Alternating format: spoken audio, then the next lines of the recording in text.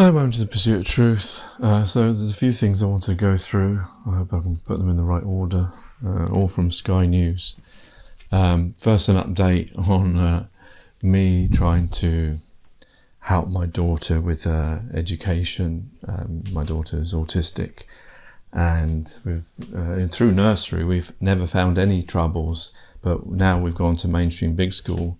That's where it all seems to be starting, this fight that I hear other parents talk about with the education system to try and get the best for autistic or disabled or neurodivergent persons, or children, I should say. And, as expected, I got what I would expect I would get. I asked my MP forwarded on to the Director of Child Services, and they phoned the school to ask them, what's going on, basically. The school obviously came back and said, yeah, everything's fine, we've got an AMP, and now we've got a person for Alina, a teacher, even though during the AMP meeting I had with them prior to getting the MP involved, they were reluctant to do that because they didn't have the funding, and that's why they started talking about EHCPs. And so that's why I initially went to because they wanted to do three-term meetings till they make that decision. And well, I don't want to wait that long if we all around the room agree that she needs someone with her to help her. So that's why I went to the MP to try and sort of say that, well, this system's not working for neurodivergence. It's only working for neurotypicals in the sense of funding, because when they have a classroom of, say, 30 children, they see them as neurotypicals, and they say, well, for this amount of children, we need this amount of teachers, this is your money. I assume that the schools get money from the government per child, like the universities do. But nevertheless, they do get funding, and it's based on that kind of funding. Because when you have a disabled or autistic child, you have to, they have to be analysed. They go on an AMP, and then they get analysed every 6 weeks or whatever, and they're told, these tasks they've failed, these ones they haven't, we need to do this, let's go back to it. Or then eventually they get to EHCP, and the council have to decide whether to give that funding or not so that they can do more. So what I mean is, for neurodivergence and disabled people, that funding isn't there at day one like it is for neurotypicals. And that's a problem, because the system of schooling has been designed, historically for neurotypicals, and they need to change that. They already should know, because they did assessments and they did all these things before. They know exactly what each child needs before they even start school, because they do all that work beforehand, and they get information passed down from SEND and from, I assume if disabilities have the same type of thing. And the nurseries and etc., so that they can make the plan from day one and say, well, yeah, this child is definitely going to need EHCP. We don't need to keep analysing them and go through this rat race system, just because. But that seems to be the whole way with the system that we live in, this jumping through hoops, waiting. And, obviously for someone who's neurodivergent or disabled, this waiting is detrimental to their education and to themselves. And probably why I heard a statistic that only 20% of autistic people have a job. And obviously I wrote my previous poem about how autistic and disabled children were taught in schools back in my day. And it's got better, but it hasn't met equality with neurotypicals. Anyway, so the Director of Child Services talked to them. They told them everything was okay, obviously, because people don't that's the problem. That's the thing I hate about humans, is when there's a problem, they won't admit that they did it. I've got no problem doing that, because what's the I'm going to die one day. It doesn't matter if I made a mistake. I made a mistake. I'm a human being. We're allowed to make mistakes. We're allowed to own our mistakes, and then we can learn from them and correct it. But there's a lot of this, like, not wanting to see. I'm not going to admit there's a problem because I don't want to see it, and then I don't want to have to fix it. So I'm just not going to see it. I'm going to say everything's fine, which is what the school did. They said everything's fine, and they've got an AMP. Now they've got a person for Alina, which only came after, I assume, this letter went to them. So I'm assuming this, my fighting, at least, while it just was banging my head against the system, did help, at least with that, getting the person that they were umming and ahhing about, whereas everyone in the room agreed that she needed it. But they weren't saying, yes, well, that's exactly what we're going to do. We're going to get someone for Alina. They were talking about funding and things like that. They never said, yes, we're definitely going to get someone for Alina. They just all said, yes, we need someone. But it wasn't until the Director of Child Services phoned up that's then now they started doing it. And they put Alina on the SEND register, which she should have been on the SEND register from day one. So, because she was during nursery. So, yeah, it looks like, it did help in a way, but it didn't help because my aim wasn't to attack the school or any of the people there. My aim was to try and change the system of getting funding at day one. And all that part of the letter that I wrote to the MP, either she didn't send it, which I don't think so, I think she did send it, but the Director of Child Services is just, of the council, just glossed over that. That whole idea of funding being done properly, because at the end of the day, I suppose they're all just counting money, isn't it? They're worried about their money, their pot of money, and spending it on whatever they need to spend it on. And they don't want to just put the money at day one because they want to check whether they really need it. My goodness, if someone is disabled and autistic and they've gone through paediatricians and all these different people previously who can tell you, yes, this child is going to need this, this child is not going to need that. Well, base it on that and do the EHCP from day one. If the nursery say, yeah, we needed to always have someone with this person because they are unable to do this, that and the other, then, well, that tells you don't need to personally see it for yourself. You should trust that person if you don't trust the parents. So it was basically like, one person, the school and the thing, well, they just didn't want to, as long as the school said the right things, that was the end of it. And it's all fine and don't worry about it. And now what happened is, at least Alina's got this, but it'll just be this case of slow, analyse, and, do things at the very last moment. But of course, that's wasting time for this person who needs this help from now. So, and these things that I'm going to play you now from Sky News sort of tie into that, because they show that the system in different ways, where there's one of them is about Russia and the Sky News and AP and how they came with a story that wasn't true. I don't know the outcome of it now, but when they said that Sergei Lavrov had a heart problem, was in hospital, and then it turned out that he wasn't. And just the way that they try to defend themselves, saying like maybe he was and wasn't, and that maxim, never let facts get in the way of a good story, was very much evident here, because there's this thing with the media, they report things straight away without fact checking, without checking these things. And it's only because Sergei Lavrov is famous that he could come back and say, no, I'm not in hospital, I'm fine. Why are you making this rubbish up? But if it was like say like a terrorist event and they interviewed someone, and they said this, that and the other, well, they don't know whether they're there or not. They're not going to go check the CCTV and make sure, was this person actually at this event? Because there are a lot of people, like with Grenfell and etc., where they claim to be at these things and even claim money, and they found out they weren't even there. Because, obviously it's fathoms normal people to think that why would anyone ever do that? But people do that. But the media won't do all those checkings because they want to get the story out straight away before anyone else does. And the second one is about the boy who died of mould in 2020, and how, and this plays into the bit I was talking about before, this idea of that they were told many times by the parents, many times by doctors, this mould is dangerous.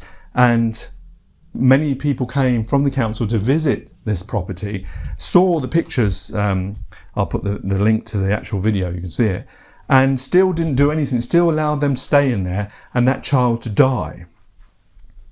A 2-year-old child's life was robbed just because, I don't understand, because, this is the thing, because most people will say, well, this seems so strange because we all have hearts, and we would think that, well, the logical thing to do is to move them out. If there's no social housing, you move them out to, to a hotel for a little bit, and then, you know, take off the mould, you know, scrape it off if it's board, replace the board if it's brick, you know, spray it or whatever, you know, the treatment that has to be done to get rid of the mould. Clean that with professionals and paint it, and then move them back in. Job done. I don't think it wouldn't have been tens of thousands. That may be a few thousand to do that for that boy's life. So, but it makes you think, like, these individuals who, you know, claim to care because they work for the council, they claim to care for people, they have that power and responsibility to do so. And many of them went there and saw it, but nothing was done.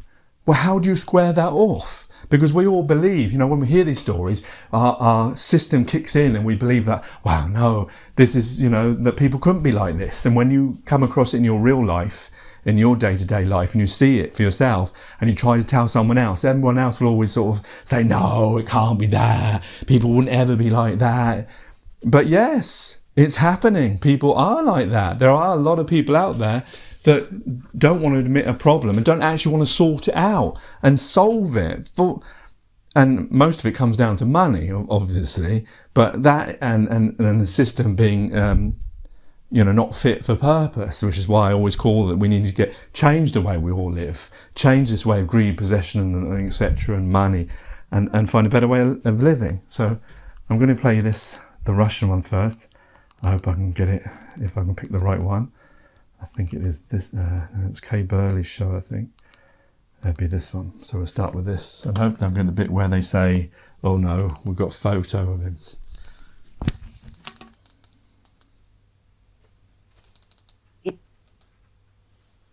Had to say, but just the latest that we're hearing is that Sergei Lavrov, who is the Russian foreign minister, basically the quasi-deputy leader, if you will, he's there deputising for President Putin at the G20 in Bali. He got off the plane, looked fine, saw him walking down the steps, taken away in a Russian vehicle. But very shortly after these images were sent to us by the news agencies around the world, we believe that he has been taken ill, according to 3 Indonesian officials, and he has been taken to hospital. We'll find out more, and as soon as we get that, we'll bring it to you here on Sky News. Meantime, we also want to tell you about the deal that has been done between the Brits. Okay, so there was another bit, I need to find it now, where, I don't know if that was the right one now. I can't pause you, so you just have to have this awkward silence here. This might be where they... Hearing some breaking... Okay, here's a bit more. Thank you both. Want to update you on the latest that we're hearing some breaking news reaching us here on the Breakfast Show on Sky, that the foreign minister for Russia has arrived in Bali for the G20. Soon after getting off the plane, he's been taken to hospital. That, according to Indonesian officials. Moscow saying not the case. Somebody who knows everything we need to know about this story, Diana, joining us now from Moscow. Hi, Diana, what's going on? Hi, well, I think it's not the case. Maria Zakharova, who is the spokeswoman for the foreign ministry, who is with Sergei Lavrov in Indonesia, has said that it's not true. She's with him now. They are reading the wires, can't believe their eyes. And there's a video that she's just posted where you can see the foreign minister sitting in his shorts working on the balcony, and she says to him, you know, what do you make of these reports that you're ill? And he says, well, they say that our president is ill too, and that that's not true, and that Western journalists should be more honest and tell the truth. So I think the original news wire that this came from, that said that Lavrov had been sent to hospital on heart conditions, cited Indonesian officials, but it clearly turns out to be not the case. I mean, this video is pretty demonstrative. You know, he says, I'm sitting here, I'm fine, I'm not in hospital. He's clearly not in hospital. So I'm not really sure where this original reporting came from, but it would appear that it's not true. Just tell us why he's gone to Indonesia. He's there for the G20 in place of Vladimir Putin. Right, so I'm going to forward that. It was AP who gave the news. A bilateral. Yeah, it was AP. Remember, the 2 main people who give you the media stories are AP and Reuters. And just before I let you go, please, Diana, the reason that Putin's not gone, he says he's too busy. They talk about it now. Where is Indonesia, where he will be ostracised, where he also... Okay, here's the bit where I think she mentioned AP, just so you know. Yes, but there's a video that's been posted online by Lavrov's assistant saying, "I'm here on the balcony, I'm fine." That's right. We've just seen a video that Russia's foreign ministry spokesperson Maria Zakharova has published, showing Sergei Lavrov in a t-shirt and shorts hanging out at his hotel room in Bali, holding some papers. And this is an effort to shut down reports that he was admitted to hospital with a heart problem. AP quoting 3 unnamed local officials, unnamed because they are not authorised to discuss it, 2 of whom told AP it was a heart problem. Perhaps he was admitted and let out, or perhaps, as Russia suggested, the whole thing didn't happen. But she has posted that video in an effort to suggest it is fake news. Okay, he's in Bali. Not suggest it is fake news, it is fake news. But look how they try and make excuses for their system, because, you know, she's a journalist, so she trusts AP and Reuters to give them the truth, even though they do the same thing journalists do. They asked 2 out of the 3 people, probably the last one said, well, I don't know about it. I never saw him go to hospital. Well, we're not going to listen to you. We'll listen to you too. I mean, but just the way they try and defend it as well, as if... Anyway, right, let's move to the next story. Now, I've got 3 of these, and I don't know which order I'm meant to play them in, so let's see if I can be lucky.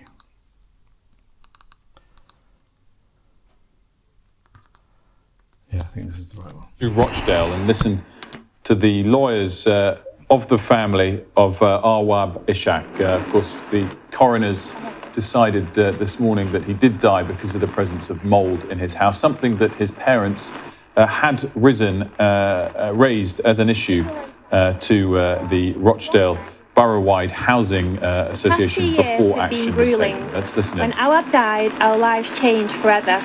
Today, 2 years on, the coroner has found that our little boy's prolonged exposure to mould led entirely to his death.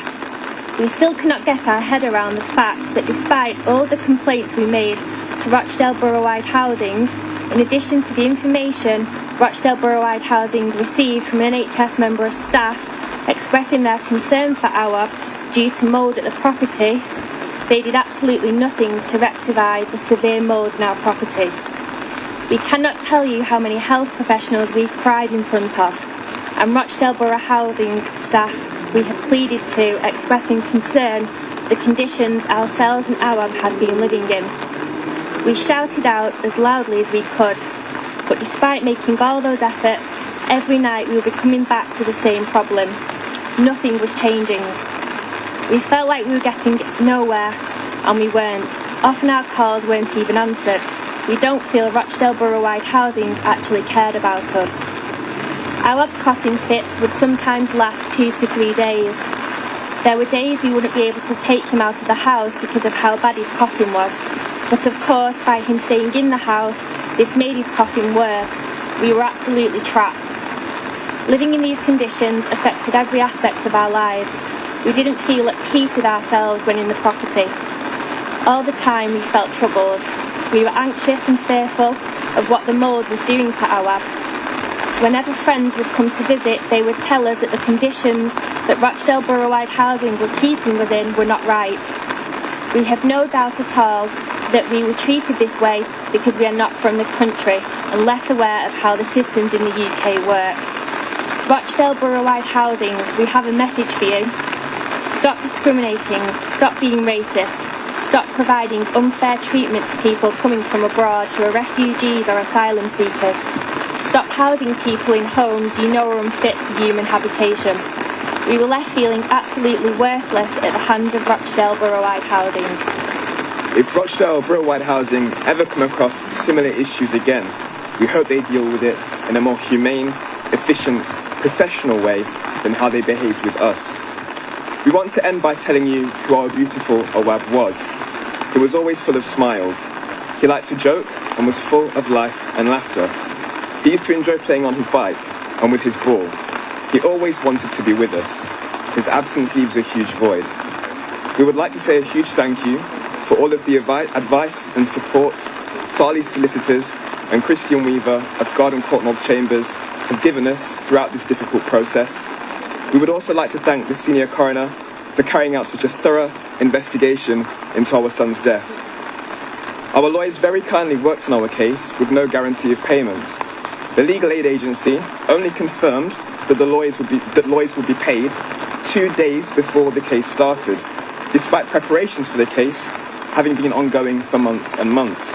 It should never be the case that families in our situation have to go through the inquest process without legal representation, single-handedly up against multiple lawyers for the very bodies we feel bear responsibility for our child's death.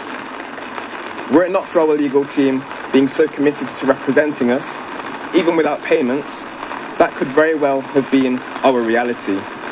We fear that the admissions made by Rochdale Borough-wide Housing in this inquest, such as their acceptance that they did receive the letter sent by the NHS health visitor warning of Awaab's ill health, along with the fact that they do accept that they should have taken responsibility for the mould in our home, may otherwise never have come out. The family would now like time to process the findings of this inquest in private for the remainder of today. Thank you.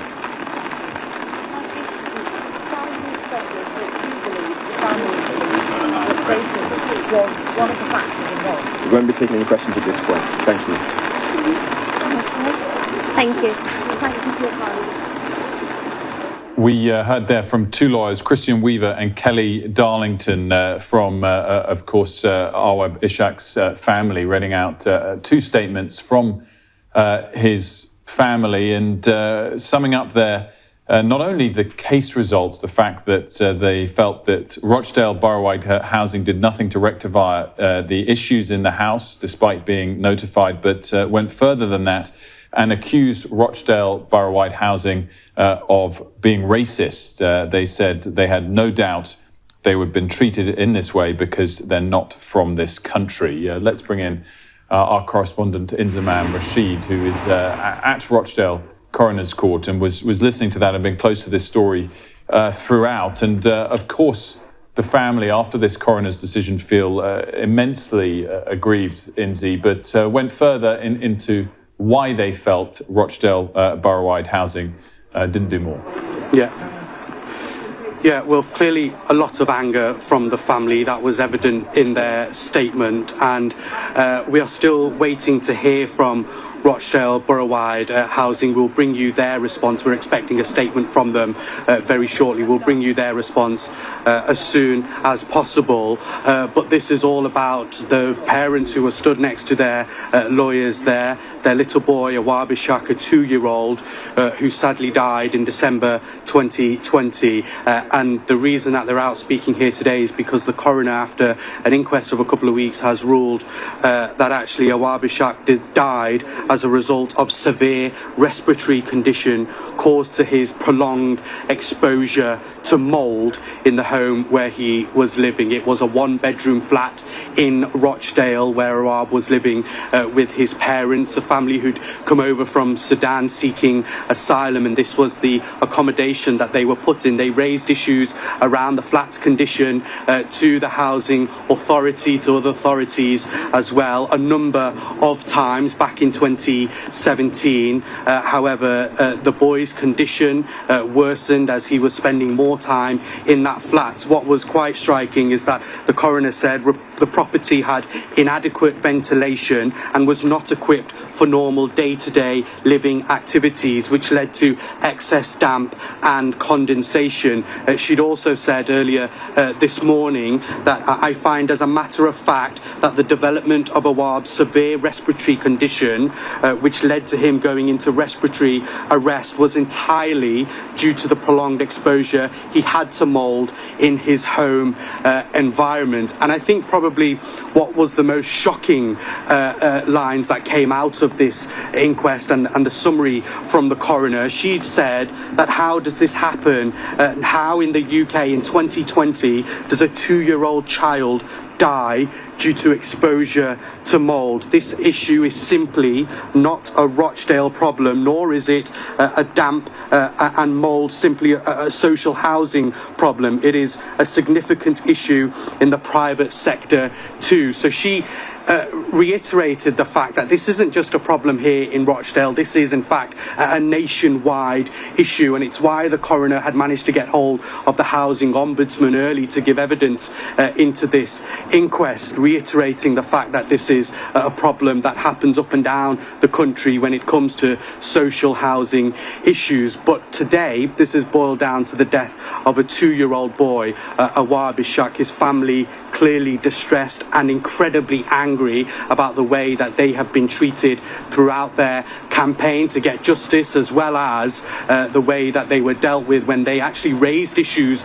of mould in the flat. And they've gone far enough to say that Rochdale borough-wide housing were actually racist towards them, and that's how they feel about their involvement in this wider issue. We are expected to hear from Rochdale borough-wide housing very shortly. As I mentioned, we will bring you that statement as soon as we get it. But for now, a coroner with some striking words ruling that that this little boy, Awaab Ishak, 2 years old, who died in December 2020, died as a result of his exposure, prolonged exposure to mould, and as a result he received those respiratory issues and died from a cardiac arrest. It's a really tragic tale, and one no doubt that will be seen from all across the country, and what the coroner is now hoping is that this will be a defining moment when it comes to social housing and the way people like asylum seekers and others who need social housing are dealt with when it comes to mould and damp and such conditions. Clearly a moment which many people will be looking towards to see whether any change or action is taken in the near future. Will. Inzi, thanks so much. The global population has reached a significant milestone. The United Nations says more than 8 billion people. As if they count all the people, huh? Well, I think so. I mean, if you... Let me just go to the next one. This was actually before this. They were talking to a person about this. I think it's this one. No, it's not this one. This is the... Okay, it'd be this one. Missed it again. Bodies, but were ignored and had to reach out to me. These cases range in severity from people dying of terminal illnesses like lung cancer in one case, and living in a house filled with damp and mould, to young kids who are unwell, forced to live in damp and mould. And do you know what? Professionals in those cases too, health professionals, educational professionals, doctors, nurses are reaching out, social workers on their behalf to their housing providers, trying to get them moved and complain about the situation they're being forced to live in. But often, time and time again, they are ignored. That's the reality of this. Kwajo, we're just looking at pictures now of the flat that little Awaab lived in with his family, and what we're looking at is horrific. The coroner said, how does this happen in 2020? Talk to me. How does this happen? How is this allowed to happen? It just is. I mean, often in cases, and I'm sure in this situation, they would have had people coming round and visiting the houses from the housing association to look at it. But often they go back, there's miscommunication, there's poor management, and it leads to people living and suffering in these sorts of situations, especially with damp and mould, because it's not seen as a priority. And often young people, especially young kids, develop issues, and I've seen it time and time again, of asthma and other adverse health conditions as a result of living in these conditions. But the simple reason is because they can just simply get away with it. Yeah, the Ishak family said, you know, we couldn't have shouted any louder when it came to healthcare professionals and talking to the council about the conditions they were living in. Like you said, you fight on behalf of families, you name and shame these local authorities, and often you get results because you publicly put it out there on your social media channels. But in general, what kind of response do you get from local authorities when they're confronted with the conditions they're putting families in? You know, we're talking about elderly people, young babies, toddlers.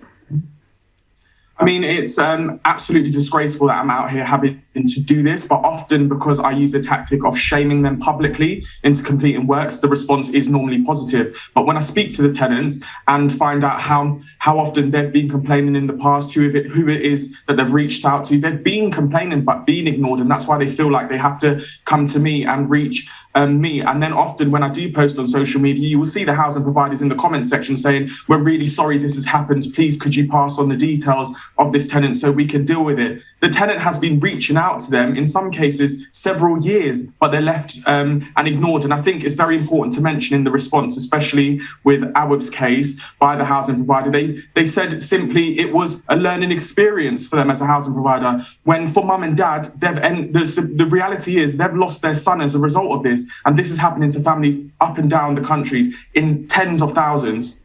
Yeah, I mean, just look at his little face. There he is celebrating his second birthday. The fact of the matter is he won't be around to see his third, and that is absolutely devastating. And so many people getting in touch with us here at Sky News, and the family were very clear that racism played a part in what happened. They felt that because they weren't from the UK, they weren't taken seriously. They were discriminated against.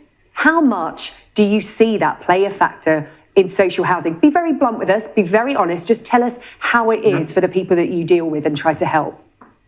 I mean, it absolutely happens. I mean, the demographic of people that I've spoken to and worked with, the majority happen to be of black or ethnic minority backgrounds. And often, time and time again, even up until a few weeks ago when I spoke to a family just across the road from me, they said the same. Is it because of the colour of their skin? Is it because of their accent? And with my dad living in social housing, he would have said the exact same. That's why he had to, when he was phoning up, would use his English name because he felt he would be treated more seriously, or they would treat him with a lot more care. And it's a real shame because it is there in black and white. And I see it on a day-to-day basis because I speak to thousands up and down the country living in social housing that say the same thing. Yeah, this ended in tragedy. This ended in a loss of life. But can you just describe what it's like for families living in these conditions, the effect on family life? As I said, elderly relatives, babies, teenagers, going through life, living in conditions like we've shown on the screen here. There are many similar pictures out there that you've been highlighting yourself. I mean, it absolutely breaks them. I think the defining factor is mental health and the impact it has on people's mental health. A lot of the people I speak to in social housing and living in disrepair and now on medication, a lot of them say it's as a result of the conditions and the battle they're having with their providers. But let's not forget, this, in terms of poor housing, has impacts on other public sector workers. We talk about the NHS. If your ceiling collapses on top of you, you have to go to an already stretched NHS to seek medical help. If you've got asthma, it's the same because of damp and mould. And education, you've got a lot of young people living in these sorts of conditions, moving from temporary accommodation to temporary accommodation, living in mould, being moved around, and they are at a disadvantage because how can they possibly focus on their education when they haven't got a safe and decent roof over their head? Yeah, Kwaja Twanaboa, you do good work on behalf of those families that get in touch with you. Thank you so much for speaking to us here on Sky News. As the coroner said, they feel that this should be a turning point for the housing industry. You very much hope so. I'm sure, though, we will speak again. Thank you so much for your time this afternoon. Appreciate it. Thank you. It's just it's heartbreaking that company that that we live in a world like this where this is allowed to happen. Anyway, let me play the last one I've got, which is I guess the coroner saying about it being a learning curve, as if you need to learn that. I mean, that's a disgraceful lie. A learning curve. You can't say that so many people came and saw that mould. Any person seeing that mould who is a grown adult would know that it was a danger and something should be done about it. And to say a learning curve, to try and word spell your way out of.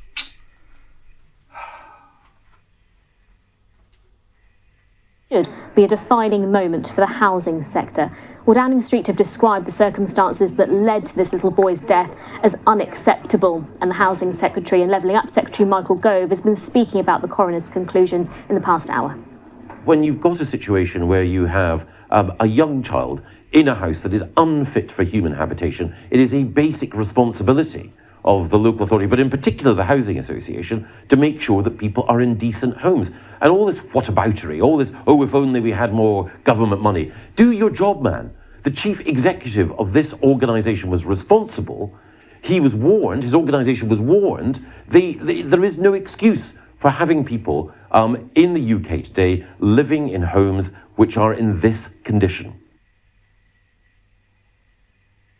Well, Gareth Swarbrick, who is the Chief Executive of the Rochdale Borough-wide Housing Association, has responded to the coroner's conclusions and also to what Michael Gove had to say. He said, "We must make sure this can never happen again. Awaab's death needs to be a wake-up call for everyone in housing, social care and health." He goes on to say, "We will take responsibility for sharing what we have learnt about the impact to health of damp, condensation and mould with the social housing sector and beyond." And when responding to allegations from the family that they were treated differently because they weren't originally from the UK, Awaab's family did originally come from Sudan, he said, "As a community-owned organisation, we support the diverse communities of Rochdale. We are proud of the work we do with all our tenants." He then went on to say, "I can confirm I have received a letter from the Secretary of State for Levelling Up Housing and Communities today and will meet to discuss his concerns at the earliest opportunity."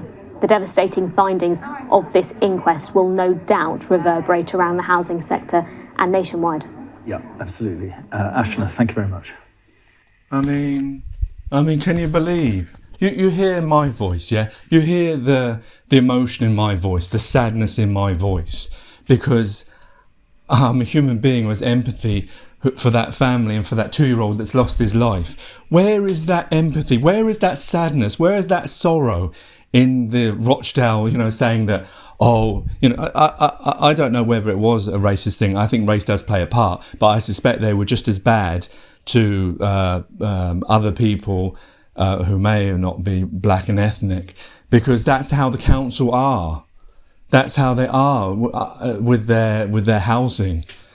But yes, I would concur that it is probably more difficult for people who are black and from ethnic minorities like it is in the world. It's so unfair that we live like this and we choose it. We see these stories all the time and still we do nothing about it.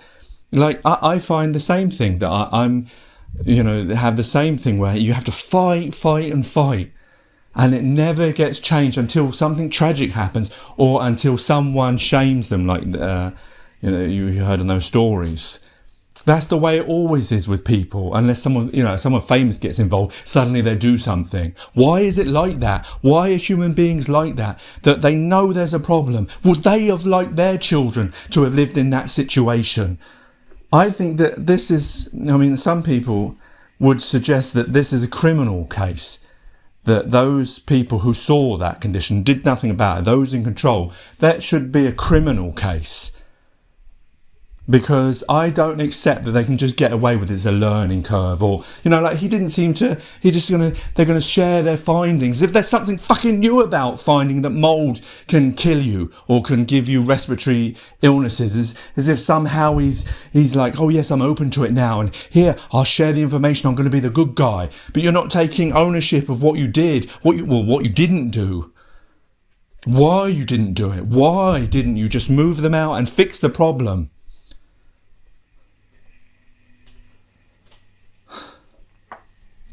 I know they ignore people, but even the NHS were telling them the same thing. Medical professions were telling them the same. I don't know. It's so difficult. It is so difficult living in this world when if you're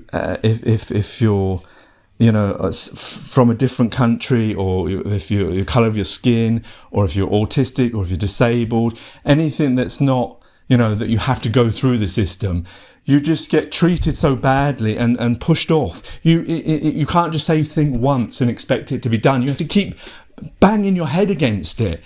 And then you get to this situation like I have that, well, it's the system. It doesn't work. The world we live in has to be changed. We need to stop pretending that we own bits of land and that we need to take bits of tree and call it money and shackle ourselves to only do things because of money and then have that a whole problem, which is a man-made construct issue. It's like we have all the resources, you have all the people. There's no reason for all these sorrows and all these misfortunes and all these things to happen.